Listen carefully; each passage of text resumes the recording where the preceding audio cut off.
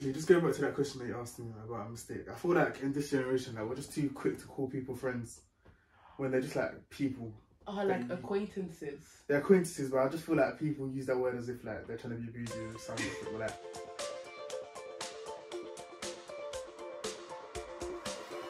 Hi guys, welcome back to my channel. Thank you so much for clicking on this video, and on today's episode of Therapy with a Friend episode, I have a very special guest. Yep. My friend Aradia. AgzDaily. AgzDaily. Should I call you Agz or Aradia in this video? Put my radio, but I'm AgzDaily, subscribe. Yes, he has a YouTube channel, so I'll link it down below. All of you have to subscribe. And today we are going to be talking about friendship, all things in between and with and in the middle and beside. And yeah, I'm super excited. So we're just going to get started and ask the questions. So the first question we're going to discuss is, what are your 3 core values in a friendship? That's a big question. I don't know if I can weight it down to 3, but let's say respect, empathy, and communication. Should I expand or? Yeah, like why are those? Cool. Respect. I just feel values? like you just have to respect the people you're with. Like disrespect, it's just so rude and it's just so like, do you know what I mean? Like just don't be disrespectful. Like respect their time, respect their feelings, respect their whatever. Communications, because you need to understand you need to know what they're going through, so that if they feel a certain type of way, to even respect that, you need to know that they're even feeling a certain type of way. And understanding, wait, did I say understanding? Empathy. I feel like that comes under respect. So let me say, and the last one like would be just be like fun. General things that you would want out. But that's not even a core value there. Loyalty, yeah, loyalty. I read somewhere, I think it might have been on like TikTok or something, that a lot of people, like their core values in friendships really linked to like negative experiences they may have had in the past. So if they've been betrayed by a friend, they are more likely to value loyalty in their future friendships. Yeah, or that if makes sense. Their friendships before broke down because of a lack of communication, they are then going to value communication more in their future friendships. I just feel like communication is key, but anyway, what are your 3 core values? Definitely communication as well. Communication, loyalty. I think those are the 2 main things for me. Can I just say, with communication, I was even having this conversation this morning, but like with my friends, I've tried to stop them from using memes because like it's just so, they don't know how to express themselves, like using the Queen's English, like everything. If they're feeling a certain type of way, they'll drop a meme, okay, cool, emojis are fine, some videos are fine or whatever if they say, but like learn how to express yourself. Like, if you're feeling a certain type of way, it's not by dropping an emoji or a meme that's gonna express or like truly communicate how you feel. I think that another problem with that is that your friends can't be mind readers.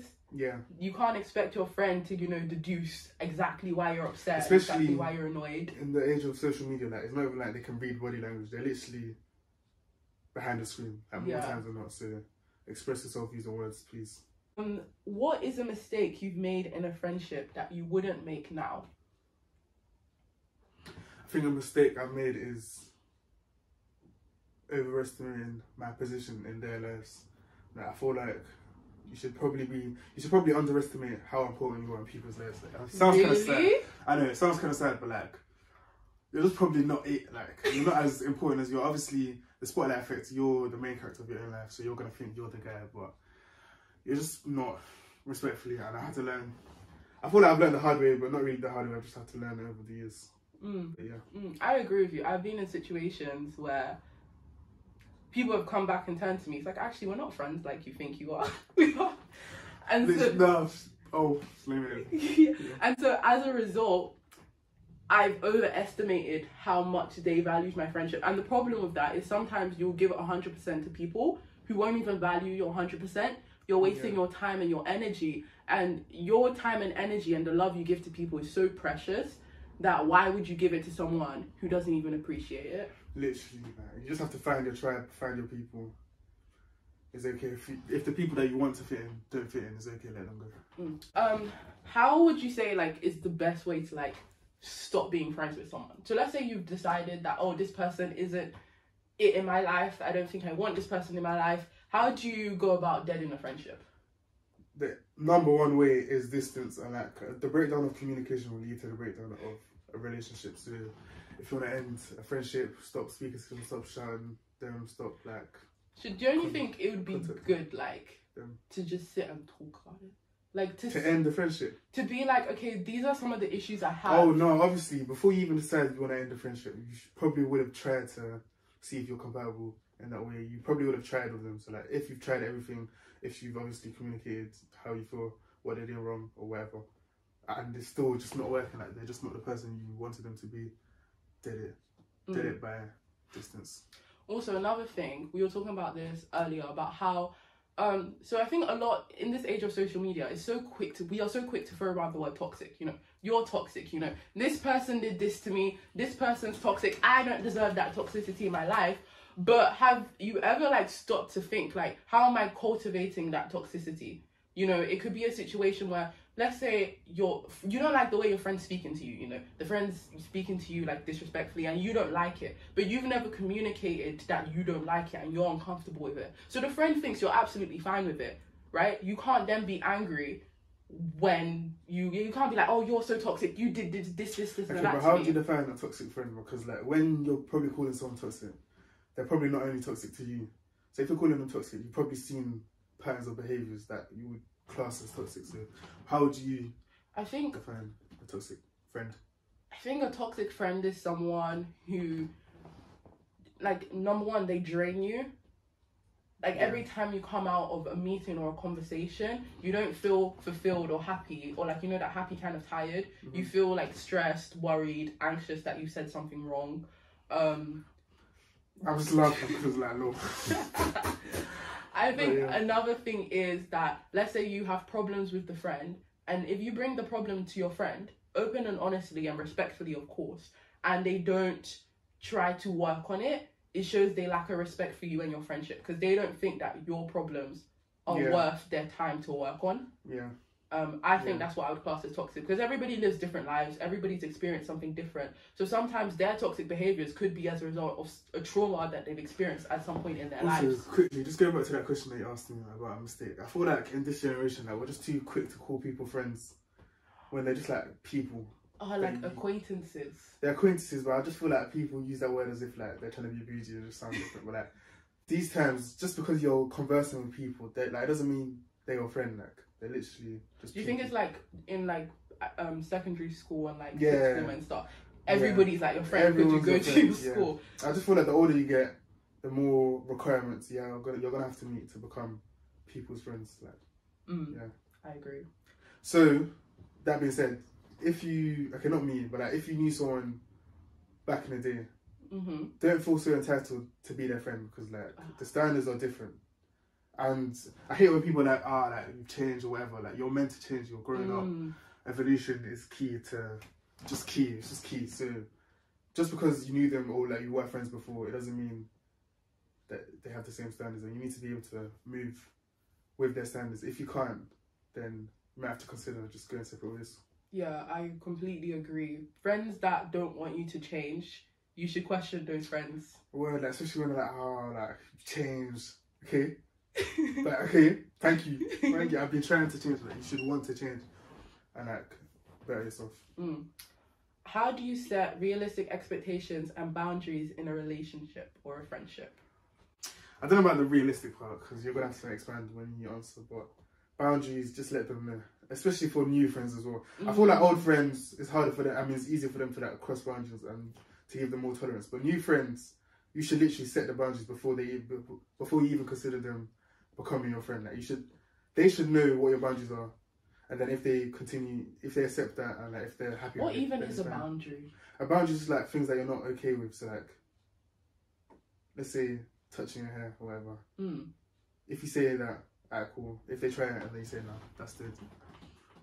Like, that's a boundary. Like, that is a boundary. Yeah. Or I don't like the fact that you're always late, or like you're always airing me or whatever. That's a boundary.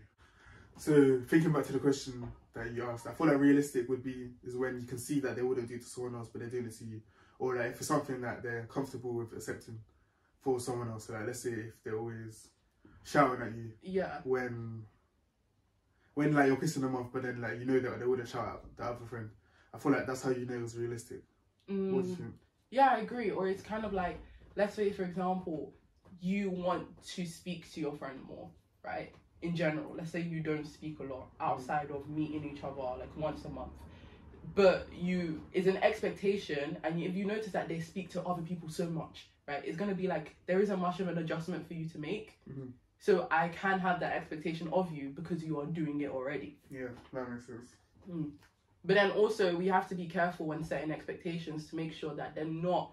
Sometimes some people have too high of an expectation, you know. For example, some people are like, oh, you know, if my friend doesn't answer back my text messages with 1 hour, they probably just don't, you know, like really unrealistic expectations. Or, you know, oh my God, my friend didn't get me a birthday present, they can't be my friend anymore. It's kind of like people have lives as well. You're not, I know it's like main character syndrome. Sometimes it feels like your friends revolve around you, but in their lives, you revolve around them, and it's like in somebody else's life. It's like everybody is the main character of their own story. Sonder. Yeah. So it's when you realise that everyone's living a life just as complex and like intense as yours. Like, yeah. I feel like everybody, like, you need an understanding of that in a friendship. Yeah. Final question. Why do you think our friendship works so well, Aradia? Why do you say it like that?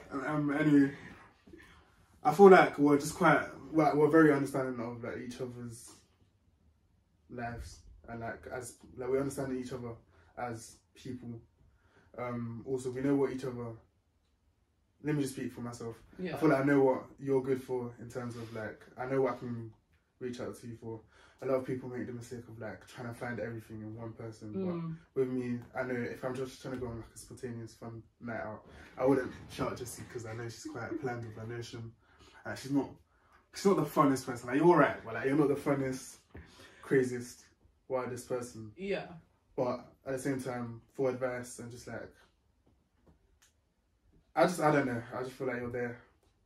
And like, I just know you're going to be there, so. And one thing I think our friendship works so well is that it's very easy to be honest with you. Oh, yeah. Like, for example, I'm the only person was like, I can count on my fingers the people I've gotten into like shouting and a screaming match with. And the radio is one of them. And that's rare because usually I would like process my emotions and wait. Oh, yeah. And not be so upfront. But because I'm comfortable enough to be honest around you, if I'm annoyed, I'll be like, radio. Like, you know when we used to do music things? Do you remember there was one time we were trying to plan the talent show? But I remember when you tried to air me and I didn't even realise that you were pissed off when you came up to me next day saying, oh, you know, you pissed me off. I tried to ignore you for the whole thing. I didn't even realise. But yeah. Yeah, I remember. We used to argue so much in our music performances because we would never agree on songs.